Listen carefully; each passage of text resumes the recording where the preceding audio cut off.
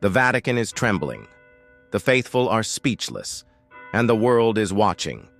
Pope Leo XIV has just made a move no one saw coming. Cardinal Tagle, removed from his position of power. This is not speculation, not rumor whispered in secret corners. This is shaking the walls of St. Peter's itself. And then came the next move, an action so bold, so unexpected, it could reshape the Catholic Church for generations. Why now? Why Cardinal Tagle? Was this a divinely inspired decision or a strategic purge inside the Holy See? The signs of spiritual battle are everywhere. Factions clashing behind closed doors, prophecies aligning with chilling precision, and whispers of the third secret of Fatima echoing once again. The faithful ask, is this the purification of the bride of Christ? Or is it a warning that heaven itself is moving upon the Vatican? Look around. Strange signs in the skies, faithful hearts stirred to prayer, visions spoken of by Sister Bernadette coming back into focus. And Pope Leo XIV, standing firm as though led by something greater than human counsel. The world is holding its breath. Heaven is speaking. And the future of the Catholic Church hangs in the balance. Because what Pope Leo XIV did next? No, one expected. The bells of Rome rang strangely that morning, a low, trembling sound, as if the stones of St. Peter's themselves could feel what was about to unfold. Inside the Vatican, behind closed marble doors, a storm of decisions had erupted, and at its center stood Pope Leo XIV, a man chosen unexpectedly, yet moving with a confidence that shook even the most seasoned cardinals. Cardinal Luis Antonio Tagle, long seen as the golden voice of Asia, beloved by millions, respected by theologians, trusted by popes past, was suddenly, stunningly, removed, not eased into retirement, not reassigned to a quiet diocese, but stripped of the influence that many thought would one day make him the successor of Peter himself. Why? Why now? And why so fast? Sources whisper of hidden factions, some loyal to old traditions, others pushing for a radically different vision of the Church. And Pope Leo XIV, determined, prayerful, yet utterly decisive, chose his side. This was not politics.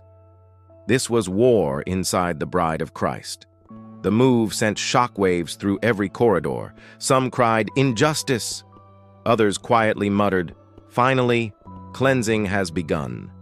And outside those ancient walls, pilgrims fell to their knees, holding rosaries tight, wondering if they were watching prophecy itself come to life. The third secret of Fatima, long believed to have been fully revealed, suddenly burned in people's minds again. Could it be that a great betrayal, a great shaking, a purification foretold by heaven itself, had just begun? Sister Bernadette's mysterious warnings, dismissed by many as echoes of old Marian visions, were suddenly being studied again line by line, and then came the next move. Pope Leo XIV did not stop at removing Tagle. No, he issued a directive so unexpected, so daring, that some in the Curia gasped aloud. Records sealed for decades were ordered opened. Secret investigations launched into finances, into alliances, even into spiritual influence long buried beneath layers of bureaucracy. The Vatican is now in crisis and renewal at the same time. A paradox only heaven itself could design. Some claim this is divine, a bold act of purification, separating the wheat from the chaff, preparing the Church for a coming trial. Others whisper darker things, that this is only the beginning of an internal schism, a fracture that could either destroy or purify the Catholic Church forever. And as the faithful weep and pray, strange signs appear, reports of Eucharistic miracles, unexplained lights over the Vatican dome, pilgrims experiencing sudden visions of Christ crucified with tears streaming down his face. Is heaven speaking? Is this the final warning before the bride of Christ undergoes the greatest shaking since the Reformation? Pope Leo XIV remains silent in public, but those close to him describe a man consumed by prayer, eyes fixed not on politics, but on prophecy, acting as though heaven itself is whispering instructions. And still, questions remain. Did Cardinal Tagle know something? Was he part of a faction now under judgment? Or was he an innocent victim of a greater heavenly drama? The Vatican is no longer the same. The Catholic Church is at a crossroads unlike any in living memory. And this may only be the beginning, because what happens next will either break the Church or make it the pure bride Christ has always destined it to be. The world watches, the faithful pray, and heaven waits. And then it began.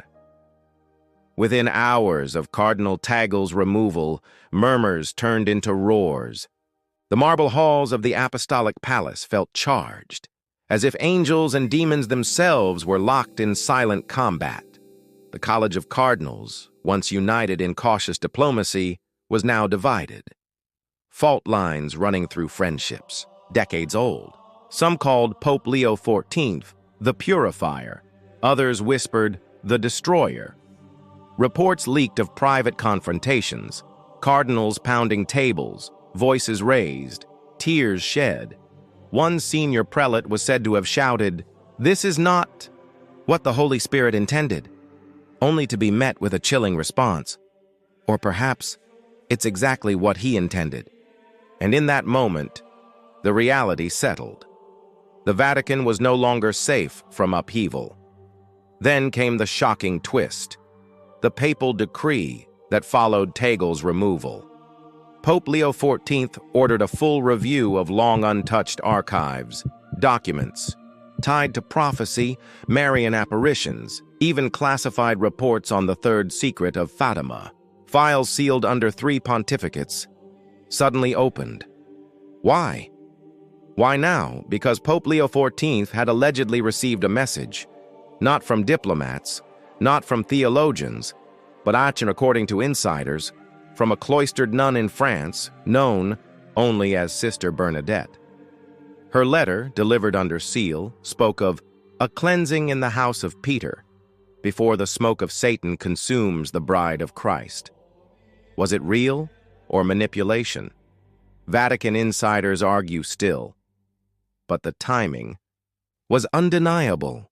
Sister Bernadette's words, Cardinal Tagle's removal, and the mysterious decree, all colliding in a single week.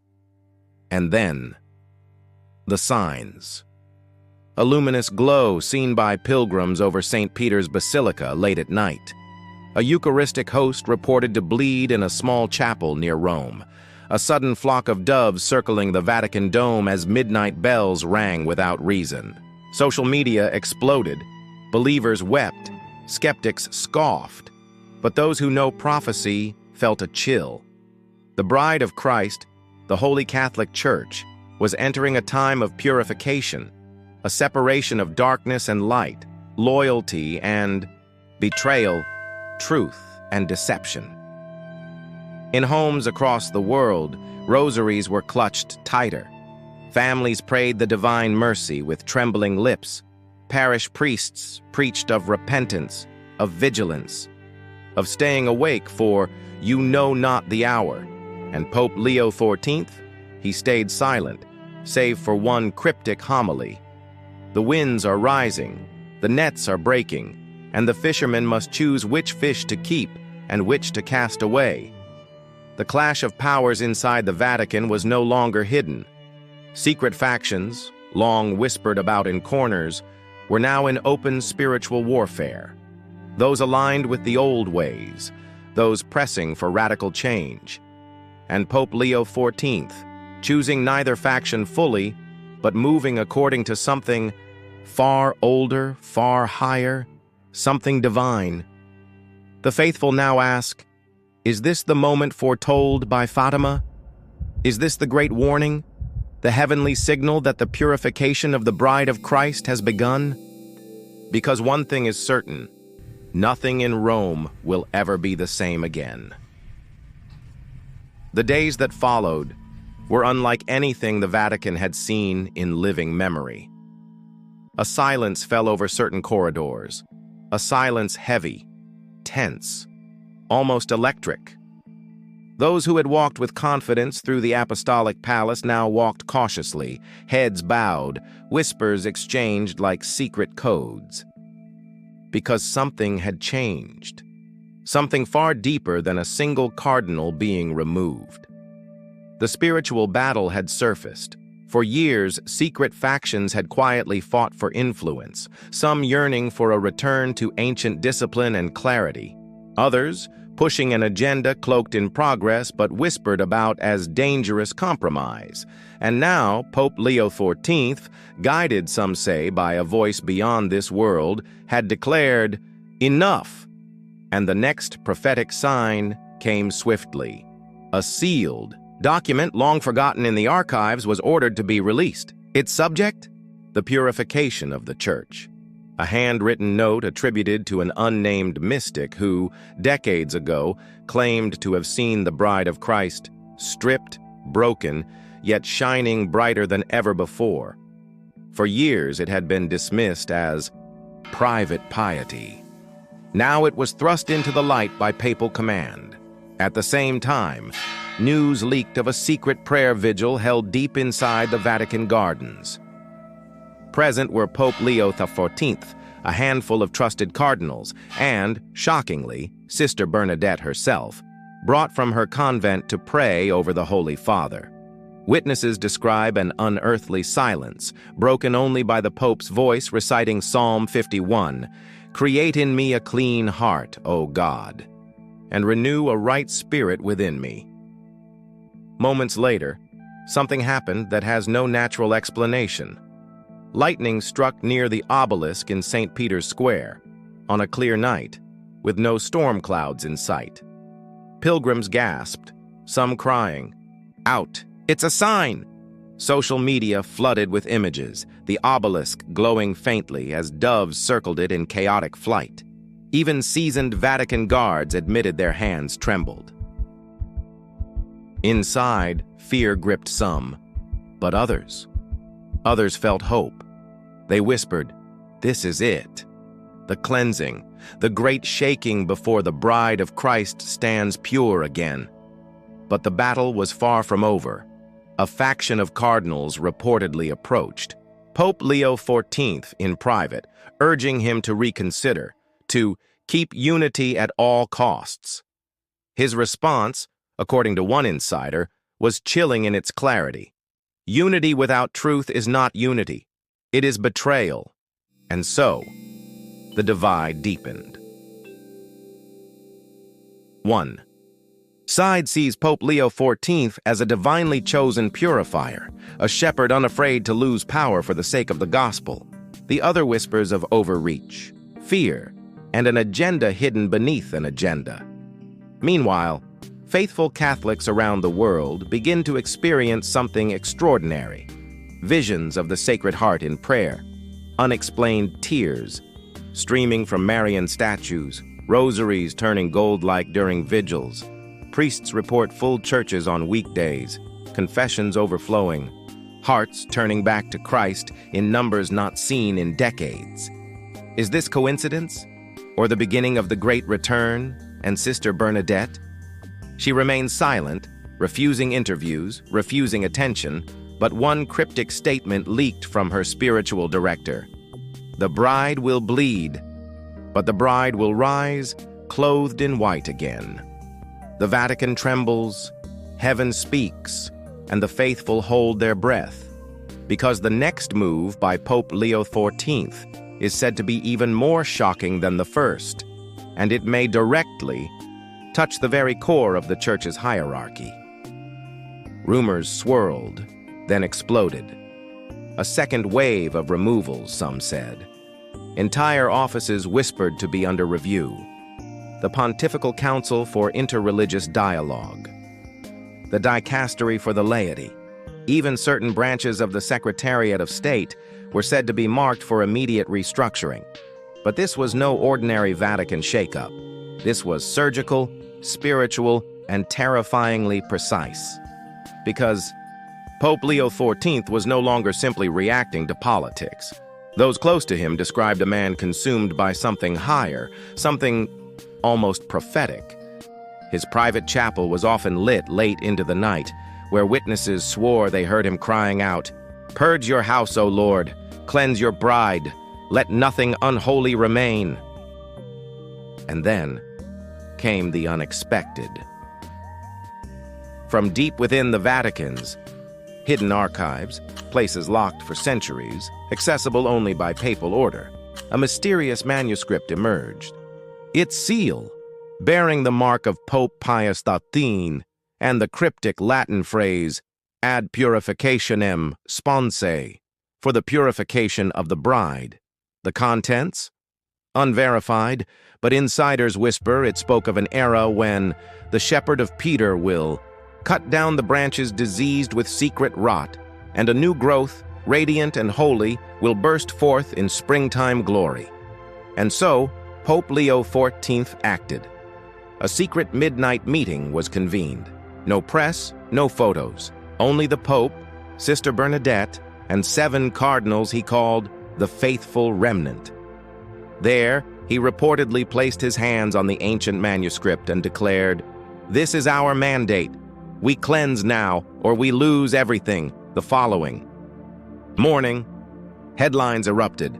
3 senior cardinals suspended, 2 dicasteries dissolved, financial audits expanded to every corner of the Vatican Bank.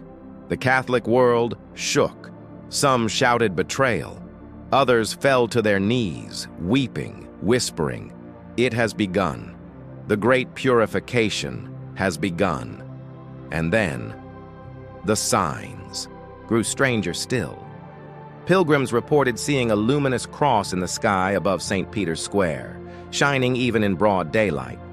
A statue of Christ the King in southern Italy began inexplicably bleeding from its hands. Investigated by the local bishop, who publicly admitted, "I cannot explain this." Faith surged. Fear surged. The clash of powers intensified.